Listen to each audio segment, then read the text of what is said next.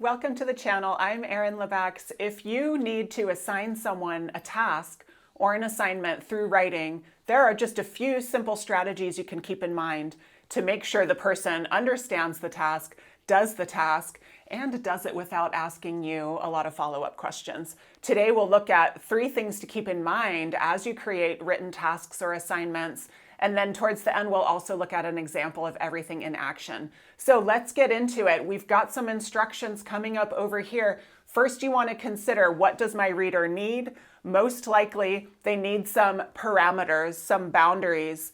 How long, how soon, how deep should I go on this, right? They want to know how much, by when, which pages, etc. When will I know I'm done? And what will that deadline be? What specifics do I need to know as a reader? Now, as a writer, the best way to make sure you've given the specifics your reader needs is to just think through those 5 W's. We've talked about these with making a main point sentence in an email. And what's helpful to me about the 5 W's is they help me to not forget something. Personally, I tend to forget to say when. I know friends and colleagues who tend to forget to say why.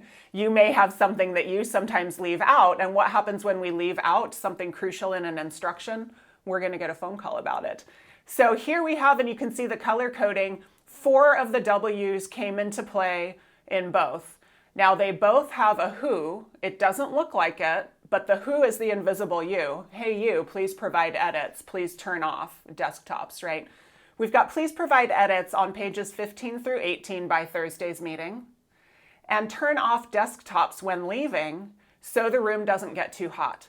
You can see in some of those I've included the why, in some I haven't, and you'll be the judge of that. Which of these 5 does my reader need?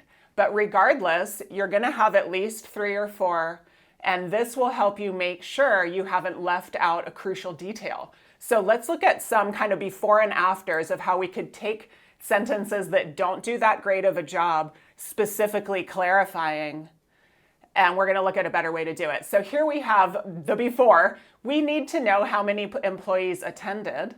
That's me writing to someone, I guess giving them a task to let me know how many people, but it's kind of unclear, right? I need to say, please provide attendance numbers from each department by November 5. What you'll see in these examples is a strong command verb. In this case, it's provide, some kind of verb action that's for that reader to do. Here, I also clarified which departments, which date, right? I am kind of anticipating questions and trying to avoid hearing them. I'm trying to make sure they're already answered. Let's look at another before and after that does that as well. We have please help edit. Now we do have a command verb, which is good.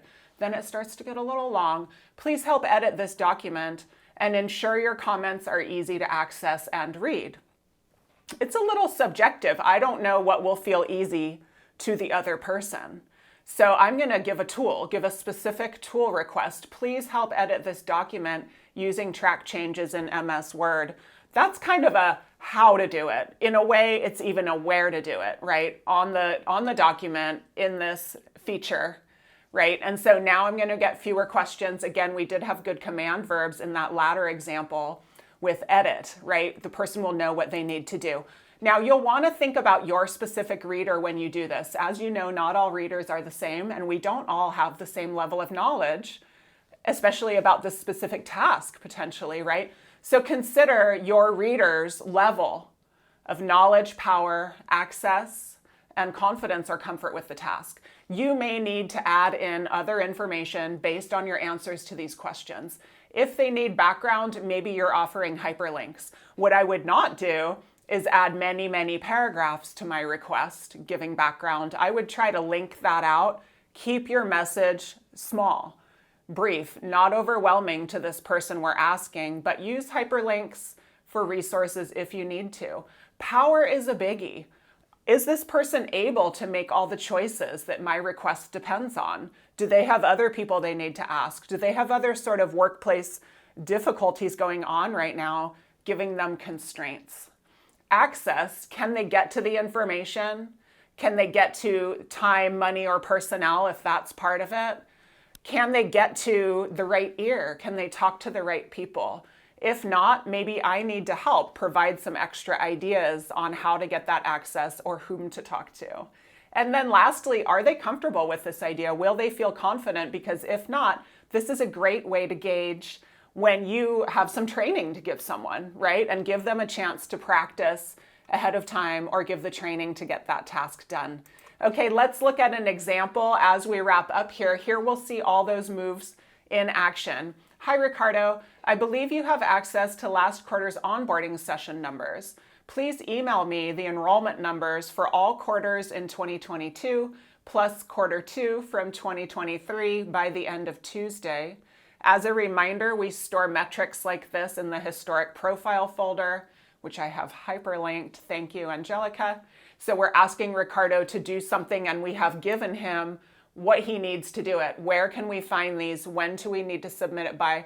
Which set of data are we looking at, right? Giving Ricardo that independence. So try out these ideas when you give someone a written assignment or a task, and please let us know in the comments what questions you have.